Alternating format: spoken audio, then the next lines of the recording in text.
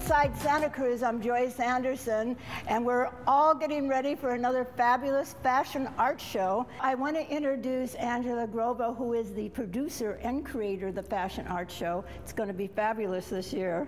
Thank you very much for having us. Yes, it is. It's going to be bigger and better than it was last year. We are currently having 15 artists that'll be with new designs of artwork and wearable art, and we have 7 designers that are showing their fashion this year. And I'm very excited about the whole production of this year's show. It's going to be about 2,000 people that showed up last year, so we'll probably have more this year. Right. Well, that's why we're standing here on the steps of the Civic Auditorium where it's going to be. So, Lisa, tell us what's happening. I'm Lisa Litton, the event coordinator for fashionART Santa Cruz.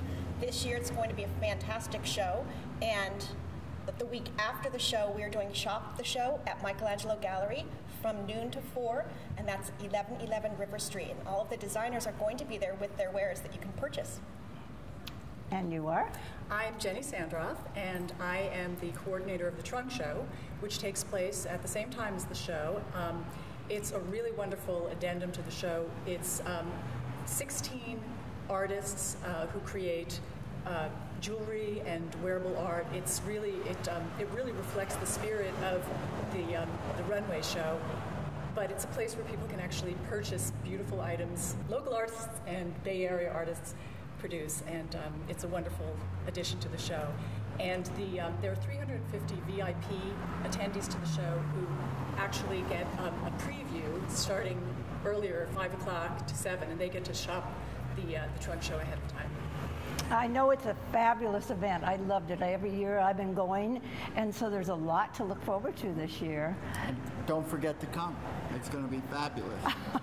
And also, and they have food and wine, yes, everything. They have all kinds of goodies that'll be there for everyone's taste. Angela, tell us about this beautiful dress you have designed. Well, what I do every year is design clothing that has to do with industrial materials. And this dress that I designed last year is made out of ground cover material to stop weeds from growing out of the ground. I'm always trying to use industrial materials to fabricate all of my designs. Well, I don't want to overlook this gorgeous model, and this is Chelsea. Yes. Chelsea, is this comfortable? Surprisingly, yes. It is. Yes. How long have you been modeling in the fashion art show? This is going to be my 3rd year. Your 3rd year. You have a good time? It's so much fun. Is it really? Yes. It's a great way to show the designers and the different artists in this town. I think it's just such a fabulous, you creating this, and everybody is so well attended. Now, it was sold out last year. Yes, it did. We had 2,000 people attend. Right. Well, we just wanted to show one of your pieces, and good luck on the runway this year. Thank you. Have fun. Thanks. Angelo, very creative. I'd like to introduce one of the designers in the show, Christina Morgan Cree. Welcome. Hi, thanks. And this is very exciting. First of all, I want to congratulate you that this design that the model is wearing was one of the contestant winners by Jean-Paul Gaultier. Right. So congratulations Thank on you. that. Fabulous. That's quite an honor. So introduce their model. This is Kira, and she's my daughter. Well, it's beautiful. Tell us, Christine, a little bit about the design and how you created it. So this is quite a lot of plastic ring tabs that you find on the soda cans, and the dress is more, the bodice part is molded, and they were actually placed. It took a long time, and then it's sewn with a fishing line. Amazing. Yeah. And I love the bottle. Are those These are the can tabs from the tops of the soda cans, and Kira helped take those off. and you did all of them, and the earrings also. So how did you piece that together? I did. You no, did? We Oh, you did? I just took them off the... Yes. So I did a design, and I sent it to a local jewelry designer, CJ Studio Designs. She's local, and she took the drawing and made that, and I was really happy with it. Perfect. And you're going to be modeling this in the show this year. A different dress. A different dress. Yeah, this was last year's. Last year's design. So, Christina, you are doing a crossover into... Right. This year I'll be in as a designer, and this is one of the dresses that's ready now. Oh, fabulous. Yes. So I'm going to be doing more of a kind of, I would say, going for more of the sculptural look and simplicity, and really focus on lines and some kind of like exaggerated details, like these pockets. No, it's very classic, here, and then of course the pockets in there. I call it the baguette dress, because one of the photographers that did this shoot, he goes, "It looks like you could stick some baguettes in there." So that is a great name, right?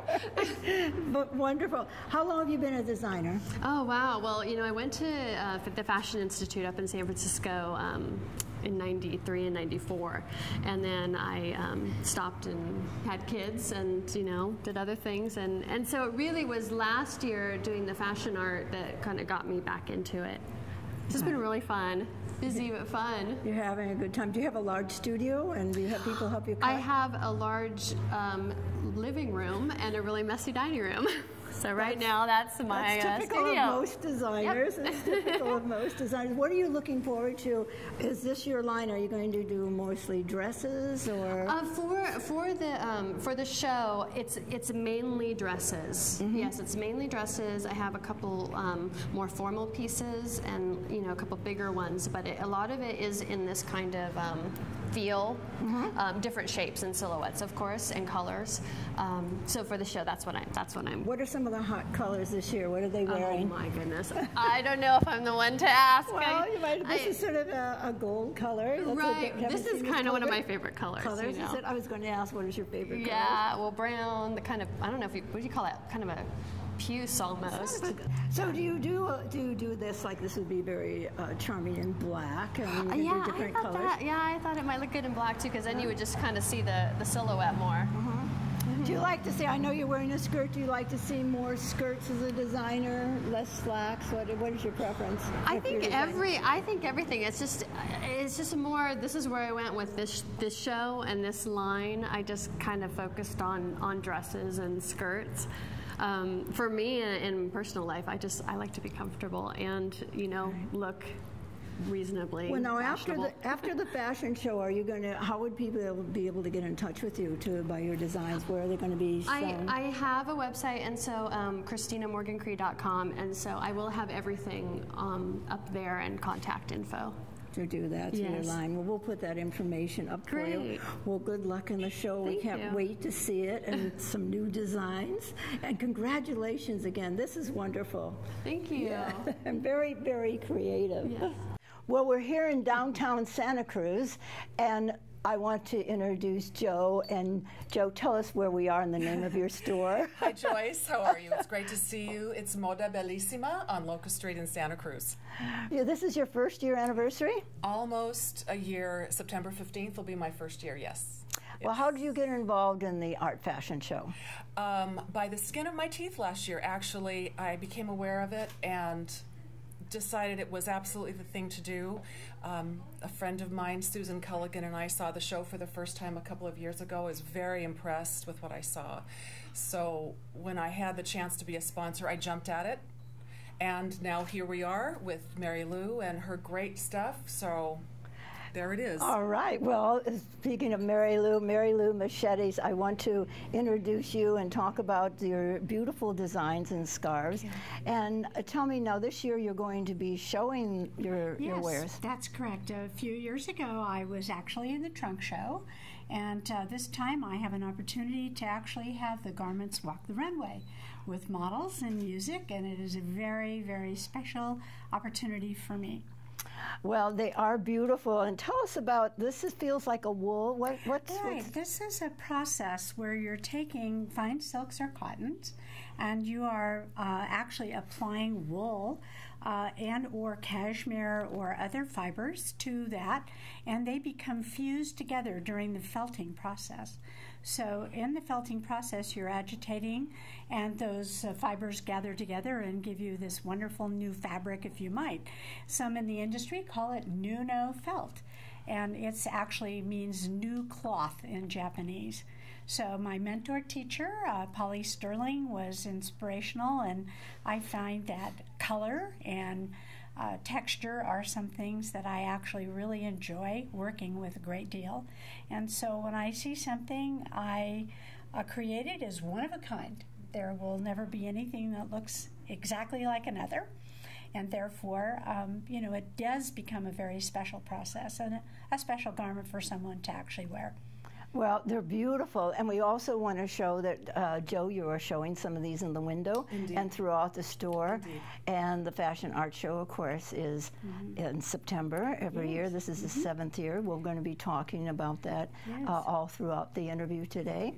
So thank you very much, both of you. Welcome. Joe, good luck with all that's happening here. Thank you I know. very much. I just want to say one more thing about her fabulous pieces. You don't have to be dressed up to wear them. You can be in casual clothes, such as I am today, and you throw it on, and your outfit suddenly becomes that unique outfit that suits you the best. So I would say to women, go for it, because it's your look, it's your beauty, it enhances you. Bravo, Mary Lou. Well, thank you, ladies. It's going to be a huge success, the show, and thank you. so Nice meeting you, and thank you. Well, one of the other designers I want to talk to today is Charlotte Crook. Charlotte, some of your things are so interesting, and you're also an art teacher, is that right? That's correct. Well, tell me about, this is wearable art that you have. We're going to talk about these little wisdom teeth thing, but first of all, I want to talk about your design. So this piece is called An Even Exchange, and I left you some change. And she is the Wisdom Tooth Fairy. And she's made out of all of the recycled tooth care products that you would use in cleaning your tooth on a regular basis. You'll notice that the necklace is made out of pearls and actual wisdom teeth. And the bodice is made from toothpaste tubes, and the skirt is made from the packaging that comes on the outside of the toothpaste tube. The belt is just little pieces from different toothpaste containers, and then the wings actually are made from reforming toothpaste. Toothbrushes. Toothbrushes, correct. Before we go any further, let's tell the viewers, explain about the wisdom teeth necklace, how you came by the wisdom teeth. So yeah, well, they are real wisdom teeth, and we mentioned that I teach high school, and so I've been teaching. This will be my 15th year teaching high school, and I remembered when I was a teenager losing my wisdom teeth, and that being kind of a big deal. You know, you have these teeth that are called wisdom teeth, and then you got to let go of them. So as just kind of a interesting thing, I started to ask my students if they would save their wisdom teeth for me.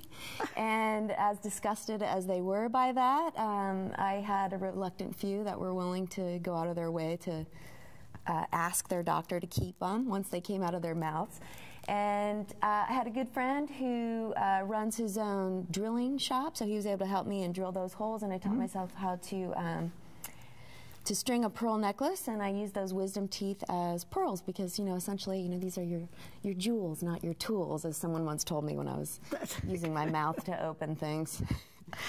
So have you taken that necklace back and shown your students in your class? A handful of my students have seen it, but again, in 15 years, the students who have donated those teeth, unless if they're you know, paying attention to posts that I put up, they probably wouldn't be aware that their teeth actually finally made an art piece. So, Charlotte, what prompted you to make, you have this whole theme, and we're going to talk about your wisdom teeth fairy pillows, but what prompted you to go into this whole toothpaste thing? And teeth. Well, this piece is actually cleaning up after all of my other work. Most of my wearable sculptures are generally made from sweet candy packaging.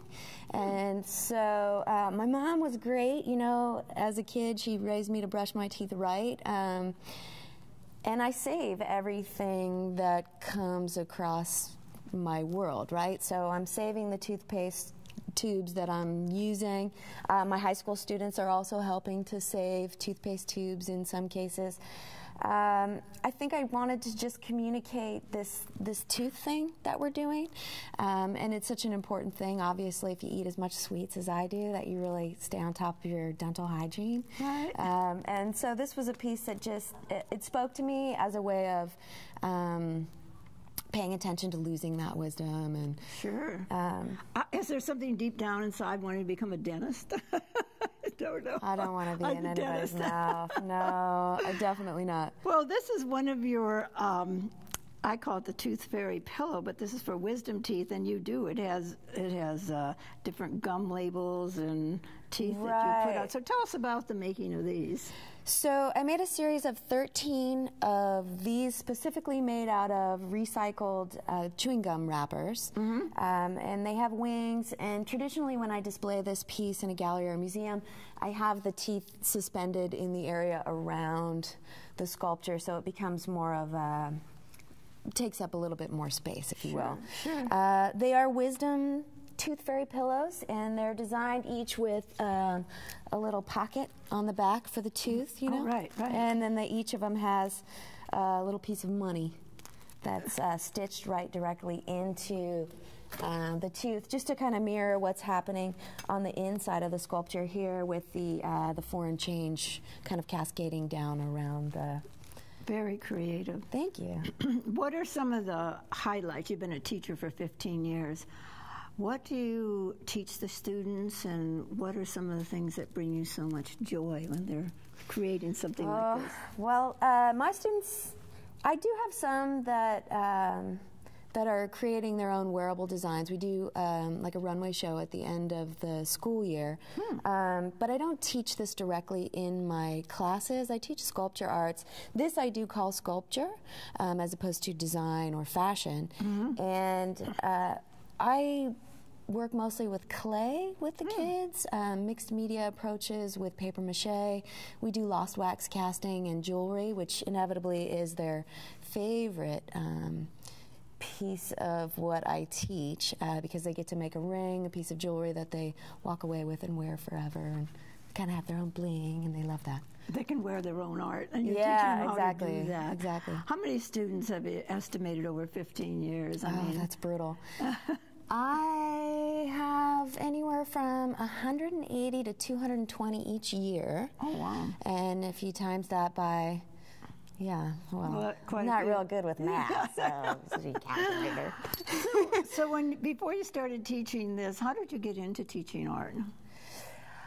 What did you take to do that? If our viewers are saying, how did she ever get into starting this career? As a child, I spent a lot of time between my two grandparents because my father passed away when I was a little girl. And my grandmother, who I got to stay with every day after school, was really great about keeping me busy with crafts. So she always had my hands busy. It was like needlepoint, working with little polymer clays. I never got into sewing, which is interesting that I finally took to sewing. But just any number of things, she had me doing it. And so I was kind of crafty, you know, I could kind of work with my hands pretty well. In high school, my mom didn't allow me to take an art class until I was a senior. And that was her rule. She wanted to keep me on a, you know, high-performing, curriculum-driven, and rightfully so. She did a great job with pushing me. And when I finally had that art class, I was like, oh, I'm in heaven. I really love this. So I went to San Jose State. Well, I went to Santa Cruz first, then came back to San Jose State, started as a business major, and then finally took a ceramics class and said, you know, as I'm there till midnight every night, well, this is really where I belong.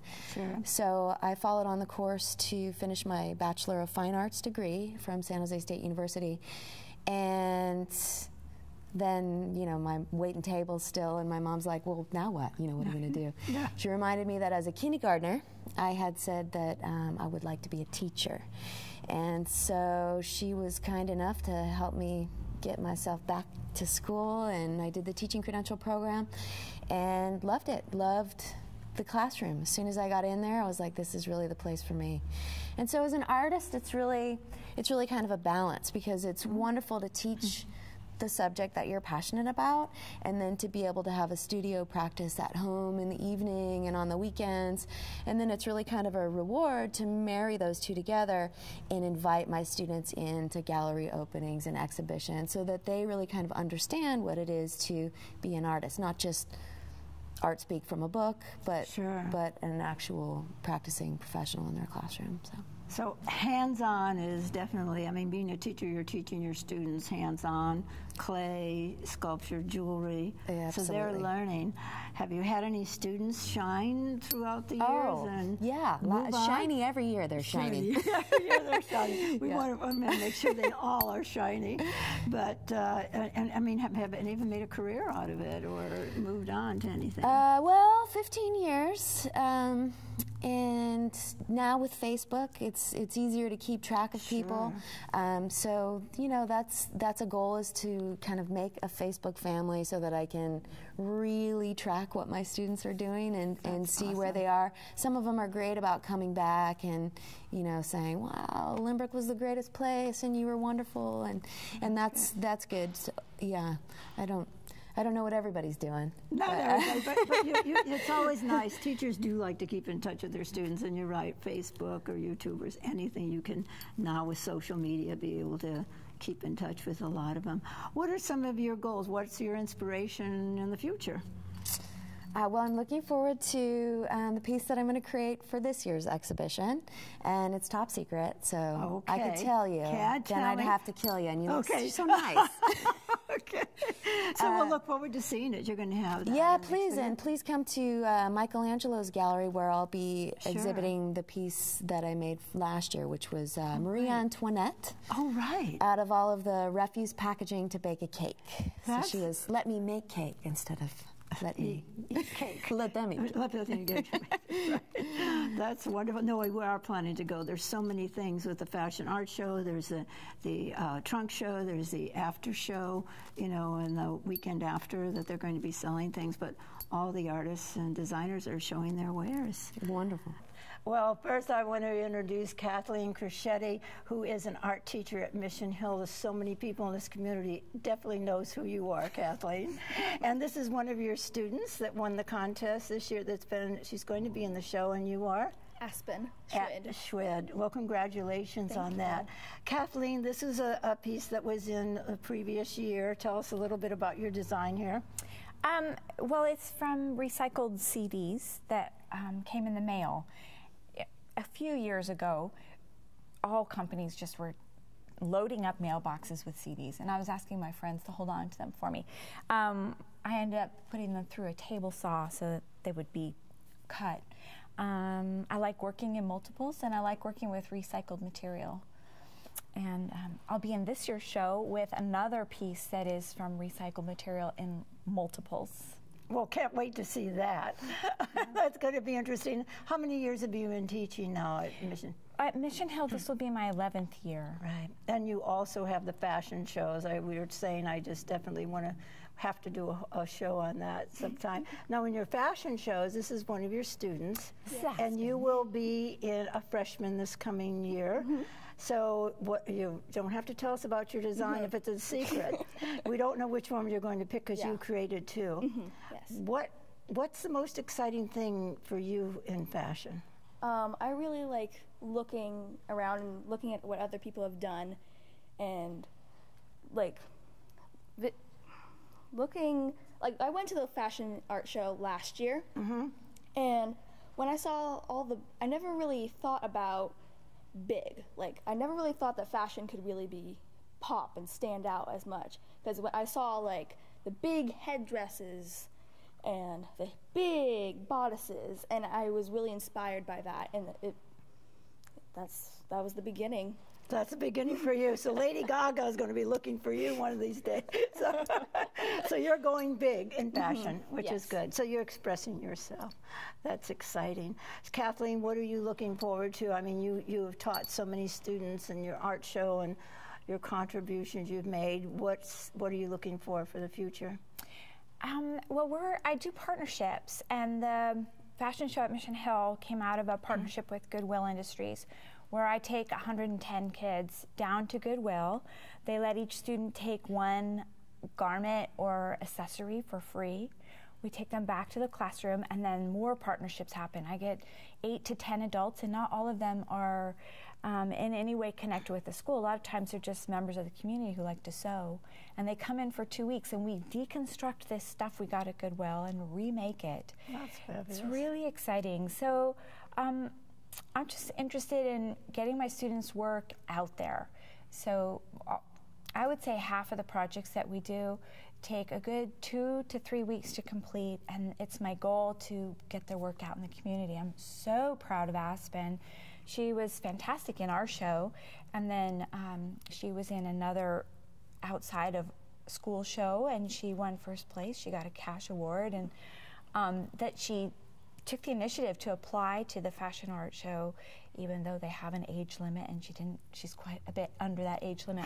We're just really thrilled. That's all right. She's mature, and she's a designer, so it's all good. Look for these two, our new designer, and of course, Kathleen, all your amazing artwork and things that you provide to the community. Don't miss these two in the fashionART show. Angelo, tell us what's happening with the Good Times.